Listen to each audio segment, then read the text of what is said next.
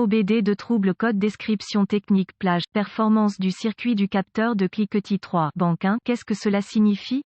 Ce code de diagnostic DTC est un code générique de groupe motopropulseur, ce qui signifie qu'il s'applique aux véhicules équipés d'OBDII.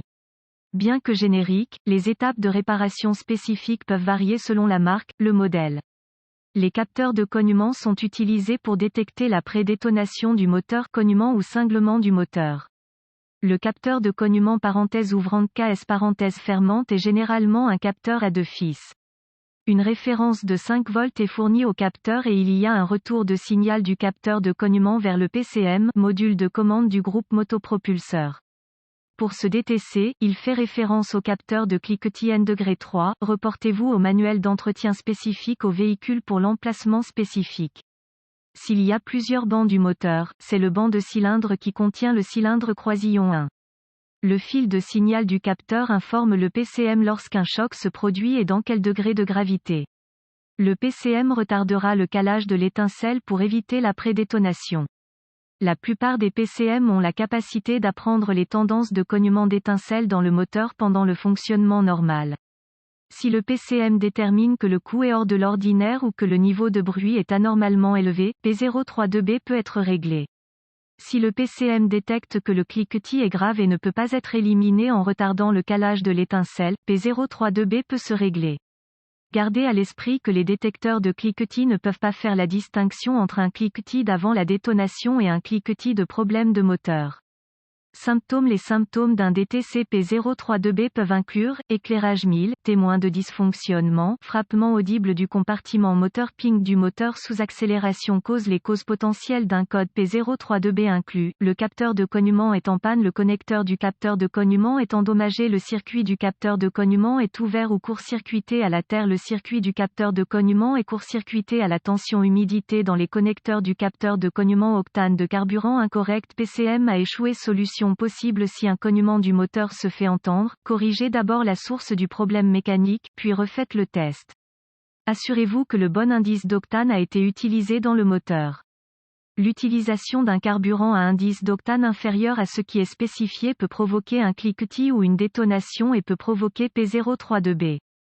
Débranchez le capteur de cliquetis et vérifiez s'il y a de l'eau ou de la corrosion dans le connecteur.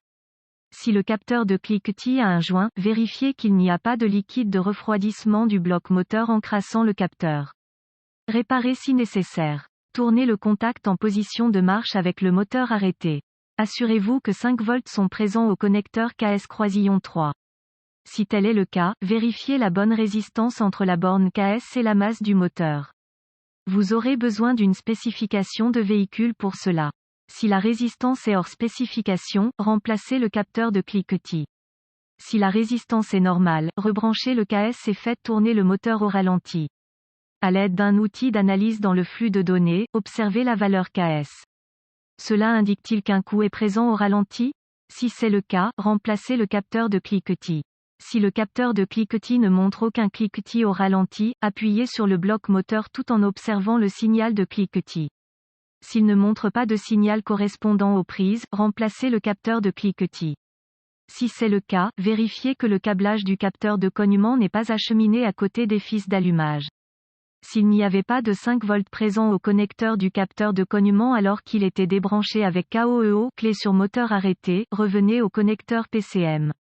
Coupez le contact et coupez le fil de référence du capteur de cliquetis de 5 volts dans un endroit facile à réparer ou retirez le fil du connecteur PCM. Avec KOEO, vérifiez 5 volts du côté PCM du fil coupé. Si 5 volts n'est pas présent, suspectez un mauvais PCM. Si 5 volts sont présents, réparez le court-circuit dans le circuit de référence de 5 volts. Étant donné que le circuit de référence est un circuit partagé, vous devrez vérifier tous les capteurs du moteur qui reçoivent une référence de 5 volts. Débranchez chaque capteur un par un jusqu'à ce que la tension de référence revienne. Lorsqu'il revient, le dernier capteur que vous avez branché est le capteur court-circuité. Si aucun capteur n'est en court-circuit, vérifiez que le faisceau de câble n'est pas en court-circuit sur le circuit de référence.